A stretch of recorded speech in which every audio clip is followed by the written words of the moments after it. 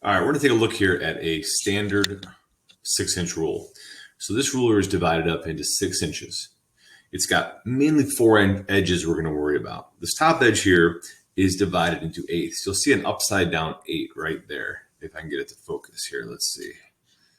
It's a little bit better now. So yeah, that's kind of something we're gonna be looking at. Then over here, this bottom edge, the most common one we're gonna use, has a 16. That means these are divided into 16ths of an inch. If we flip it over, it's a little bit more complicated. On this top edge is 64ths. You'll see the upside down 64 right there. And the bottom edge is 32. All right, so this is divided into 32nds of an inch. We're really going to focus on our first activities at looking at 16ths of an inch over the 6-inch gradual rule here. Now, we need to understand how a ruler is broken up and how these fractions work. It's pretty important stuff. So let's take a look at this piece of paper I have in front of me. First thing we're going to do is take the piece of paper and we're going to fold it in half like this. I'm going to bring it together and go ahead and fold it right down the middle. We open it up, we get a nice little line there. Here's what we're going to do with these lines and edges. I'm going to draw a long mark down almost maybe a third of the page. I'm going to put a 0 right here. All right. On this side, I'm going to do the same thing. Draw a line down about a third of the page. That looks almost even. And call that 1 for 1 full inch. Now, because we folded this piece of paper in half, we know that this is exactly halfway. And I'm going to draw this line down, not quite as low as this one, but almost. Now, to label that, we know that if this whole piece of paper was equal to 1 inch, all right, write that over here, was equal to 1 inch, this would have to be half of an inch. Pretty simple. So I'm going to say this, repeat it a couple times. So basically, as we go through, we're measuring space. This space here is half of an inch. This space here is half of an inch. If we look at a ruler, right here is our 1 inch. That is our half mark right there. All right, so come on over, fold it in half. Now fold it in half again. Keep it nice and neat. Crease that line all the way down. Open it back up. Now, it's a little hard to see at home, but there's 2 more creases in here, 2 more lines. I'm going to take my pen and I'm going to draw a line down, not quite as far as my half, on both of these new creases.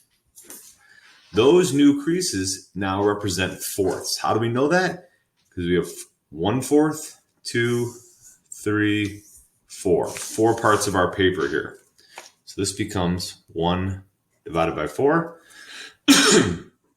This would be 2 divided by 4 and 3 over 4. So now we have an inch divided into quarters. 1/4 of an inch, half, 3/4, 4/4, also equaling 1. I should have also written on here 2 halves so you can see it. All right, you know the pattern. Next one, fold it in half, back in half, once more. This paper's getting a little bit stiff here. All right, open it back up. If we were to count these lines out now, 1, 2, 3, 4, 5, 6, 7, 8 is the end. Lines. Let's go ahead and draw down. I'm going to draw down not as far as the quarter line. That's an eighth. Right here has to be 2/8. The next one, 3/8. That makes this 4/8. 5/8. 6/8. 7/8. 8/8 right there. All right. Here's what I want to remind you again. We're not counting lines necessarily. We're counting space. The space from here to here is 1/8 of an inch. If I jump over, the space from here is also 1/8 of an inch. So we're adding up 1 space, 2 space, and so forth. If I ask you how you get to 5/8, it's because you've got 1, 2, 3, 4, 5/8 spaces. What you do not want to do is make the mistake of saying, well, I see an eighth line. That's too long. I'm going to skip it. That's number 8th, second number 8th. That's 2/8. Too big. I'm going to skip it. And that's 3/8. Some people will do that. It's not. It's the space that matters, not the type of line. Eighth, 1, 2, 3, 4, 5, 5/8. All right. One more time. We're going to be done with this. Put your pen down. Fold it.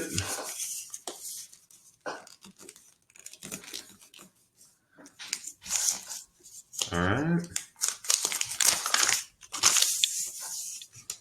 Same thing. This now becomes our shortest line, and it's 1/16. Go ahead and label that. Next one as 2/16, 3/16, 4/16, 5/16, 6/16, 7/16, 8/16, 9/16, 10/16, 11/16, 12/16, 13/16, 14/16, and 15/16. The last being 16/16, reducing to 1. Let's take a look. Again, we want to pick a number. Let's say it's this 9/16 right here. We will have counted 1, 2, 3, 4, 5, 6, 7, 8, 9 spaces to get me to 9/16. Do not count 1/16 line, 2/16, 3/16, 4. That's not correct. You're just counting the dashes. I want you to count the space. All right. So this is how the ruler's laid out. I want you to go ahead and make that, try that out so you have that in your notes. I want to talk about some of our 2 big rules that we're going to remember when we write our fractions. The first rule, if we notice a pattern through all these numbers here, is that we are always going to end up with an odd number on top and an even number on the bottom. Always. Example, 1/16, 3/16, 3/8, 3/4, 7/8. Those all fall under the rule. That's correct. Second rule, call that number 1. The second rule is which numbers we're going to see. So if I drew this fraction line out again, what are the only acceptable numbers to have on the bottom? Well, they're even numbers, right? The only acceptable numbers to have on the top are odd numbers. So the first one I'll give you, it's a 1. A 1 is acceptable. 1/16, 1/8, 1/4. All right. The next acceptable odd number, it has to be odd, is 3.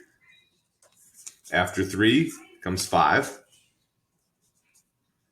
then 7, then 9, then 11, 13, 15. All of those numbers are acceptable on the top of a fraction for measuring. Now, what numbers are acceptable on the bottom? Well, let's take a look. Well, there's half, so we know 2 is acceptable. Quarters, 4 is acceptable. Now, I've had students say, well, the next one is 6. There are no 6s on the bottom of any of these numbers, any of these fractions. The next number after 2, 4, the next even is 8.